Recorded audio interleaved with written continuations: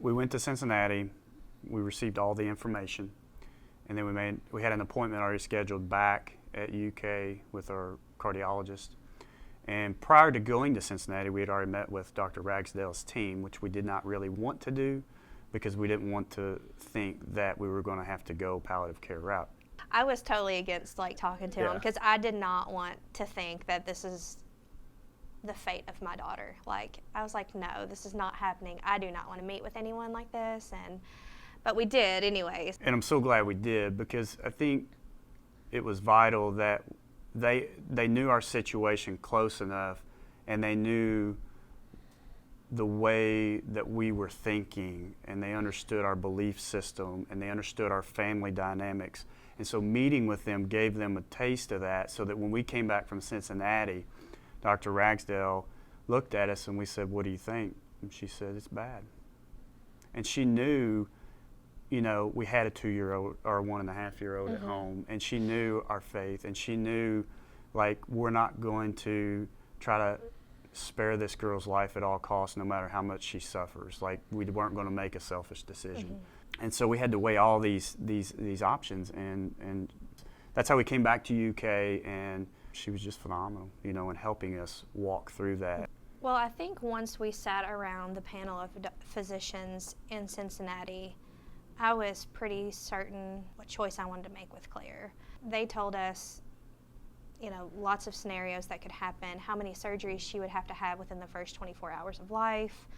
She could have a trach for the rest of her life. She may have a feeding tube for the rest of her life, and she may never get to go to a school. If she does, it's not going to be a regular public school. And they say, and we may, you may go through these surgeries all for naught, and her heart defect is so bad that she may not survive. We got in the car, I remember, and I was like, I'm going to go meet Dr. Ragsdale again. Palliative care is what I want to do. As horrible and as gut-wrenching as a decision like that you have to make, I felt like that was best for my daughter. I was like, as bad as I wanted her here, I couldn't let her live life like that and just suffer and live out of hospital. Dr. Ragsdale was just so good. We would just get random phone calls at home, just checking in on us. There would be a social worker from UK that would call just to check in on us. And I remember the first time I met the social worker, I was like, who is that girl? Why do we have to meet her? What is she there for? Because when I think of social worker, I think of something other than what we were going through. And but I remember towards the end of it, she would call me and I would be excited to talk to her, just to let her know how we were doing, or cry, or do whatever. But they really made us feel like the most important people every time we were around them. We leaned into church really hard. We had some pastors that were walking us through this. So a lot of our counseling and support came from other areas until the day of delivery. And that's when her team, really kicked in. But up until that point, really, Dr. Ragsdale was kind of the gatekeeper. She was the one giving us the information, advising us. She was the one we called, at 8 o'clock at night if we had a question, and she was so accessible. And like Jill said, she made us feel like, okay, you are the only ones that exist in this moment. Really, a lot of this went through her up until the day of delivery. And she just kind of informed us and prepared us of, this is how it's going to go down. This is my team that will be there, and tried to paint the picture as best as she possibly could of, this is how I think it's going to go. And she was spot on. I mean, it was amazing how it went the way that she laid it out. So Claire was born on September 7th, 2017 via C-section.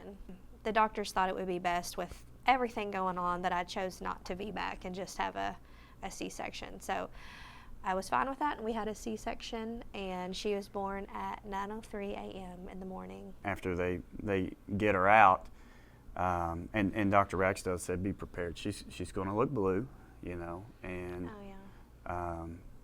And she was. Yeah, she was blue. But the first thing I said when they're like, your little girl's out, and I was like, is she alive? And they're like, she's alive. Yeah. And they brought her around, and I just thought she was the most beautiful thing I'd ever seen. Yeah. Because she was mine. So they let us spend as much time as we wanted with her, and she was struggling, and we could see it. But they didn't rush that. And I mean, I was here, Jill was here, Claire was here, and here's Dr. Ragsdale, like right on top of it, every step of the way. Like, she's not suffering, she's okay, she's breathing, but she does have some, difficulty breathing. So we took our time, spending time with her, and you later on you. And yeah. And then we eventually got to the recovery room and then to our own room. But Silas got to meet her. And we got up to the hospital room, and my parents were there, and Brandon's parents were there. And I was like, okay, all the grandparents get 30 seconds each to hold my child, because I did not want to give up my time with my girl.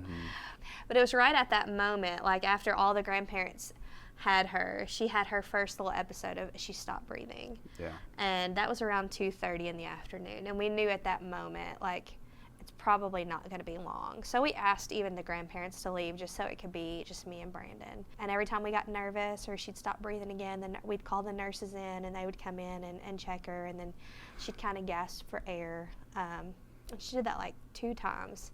And by that 3rd time, well, and I had maybe skin-to-skin contact for an hour, and then I let her spend most of her time with her mom, because that's who she spent 37 weeks with. And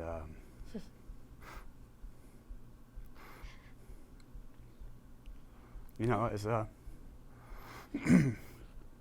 a father and a husband, like, I just had joy in that moment,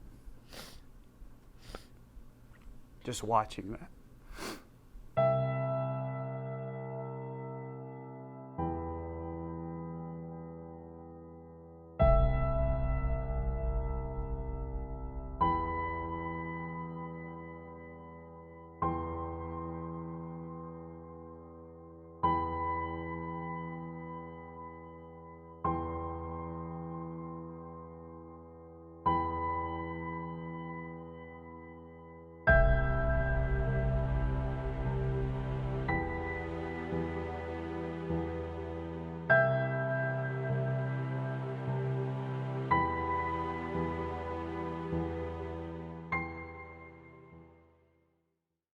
The day we buried Claire, I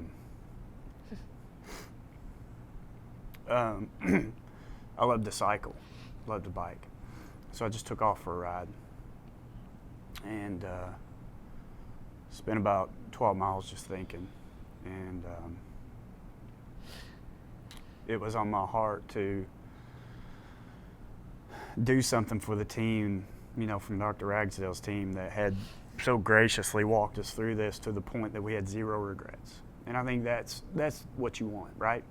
When you have a situation like this, you want to get on the other side of it and say, we did everything we could do, and we did what we thought was right for our daughter and our family, and we don't regret any decision. And I was so grateful for that I just wanted to do a fundraiser for them. And so in order to do that, I knew it was going to be a big task, and I couldn't do it by myself. But I came home and told Jill it's what I want to do, and she was like, go for it. And I said, I can't think of any other way to better honor my daughter than to ride next year on her birthday and do it with my closest friends. So I went to the first board meeting with the local cycling club, and the question was brought to me, have you thought about setting up a 501c3? And I said, well, I would love to, but it's such a daunting task and it's so overwhelming, and I just don't know how we would do it. And one lady in there said, I'll do it for you. And I was like, okay. And so we went to dinner, and she is related to the government somehow with her job and closely works with them. And she had articles of incorporation approved in no time, and we got approved through the IRS. And she told us it might take 6 months, and by February 13th, we had a foundation. And I was like, oh my gosh, like, this fell into place. And so, deep down, I guess we had a desire, but I mean, we didn't think it was going to be a reality. We were just throwing together an event to raise money for UK Children's and Dr. Ragsdale's team. And so we just kept saying, okay, let's put one foot in front of the other, and if it falls into place, it falls into place. And it just kept falling into place and kept falling into place. And so once the foundation was improved, like, we realized, like, okay, we've got a purpose now. Claire's story has a purpose.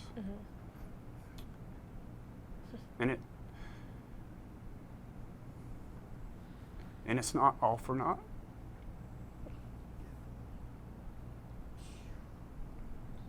Her life is not wasted.